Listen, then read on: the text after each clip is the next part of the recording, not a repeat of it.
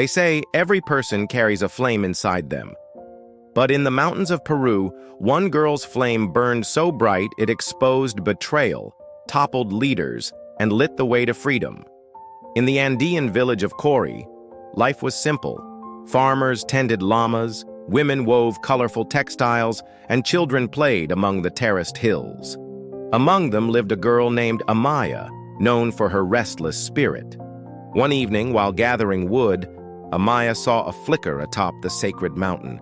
Drawn by its glow, she climbed higher and higher until she found a single torch, burning without wind, without smoke, without end.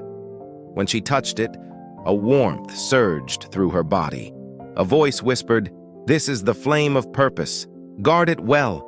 It will reveal not what people say, but what they truly intend." The next morning, Amaya carried a shard of the flame in a clay lamp.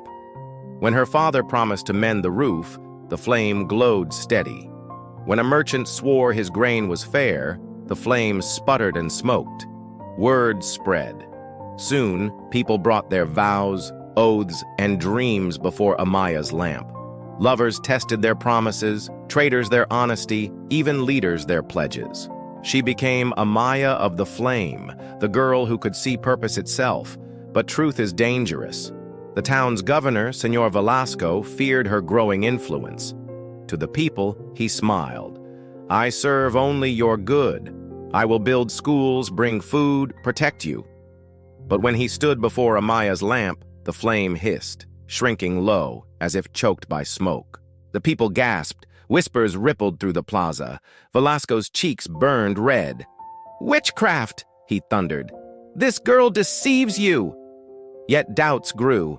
His promises of food never came. His taxes bled the poor, and his feasts grew larger by the day. Then came the scandal. At the festival of Inti Raymi, under bright banners and drums, Amaya's lamp blazed without warning. The flame leapt high, crackling sparks.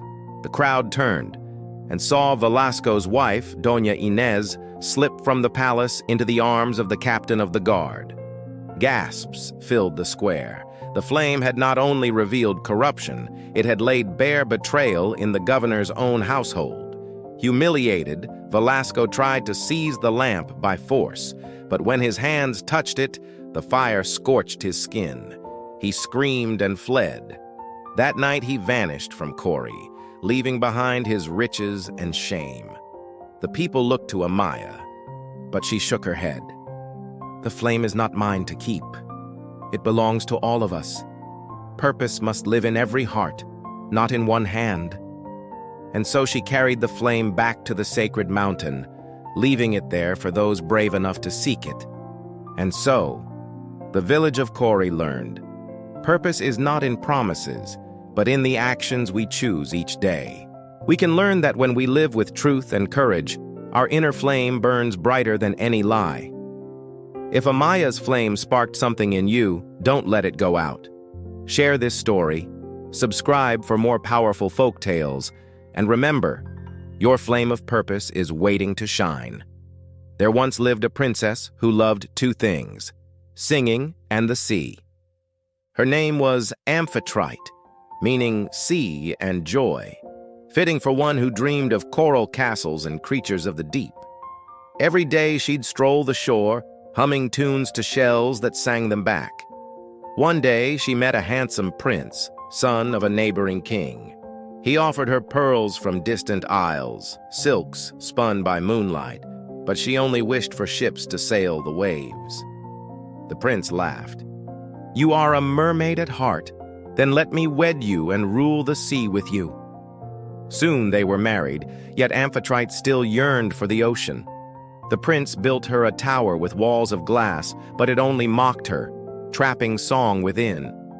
Desperate, she sang to the sea, and somehow her voice echoed in its depths. Fish rose to listen, seaweed swayed and whispered to the shore. Then a dolphin leaped from the waves and spoke. "Why does your song reach me? Oh, to be free of these four walls, to swim with you and sing beneath the sun and stars." The dolphin raced down the waves, returning with a message. "To rule the sea is my queen's desire. Build her a ship like no other, and I shall carry her away."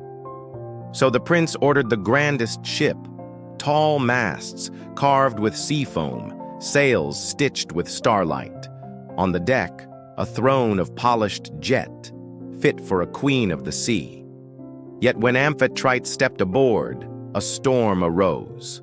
Waves crashed, winds screamed, and lightning cracked, threatening to shatter the glassy walls. Fearful, the crew huddled below. Only Amphitrite stood tall, singing a new song of calm and peace. Suddenly, the dolphin leapt from the waves, nuzzling her hand. "Come," it cried, "my queen, your true ship awaits." Leaping onto the dolphin, Amphitrite raced the waves with the wind in her hair and salt spray on her face.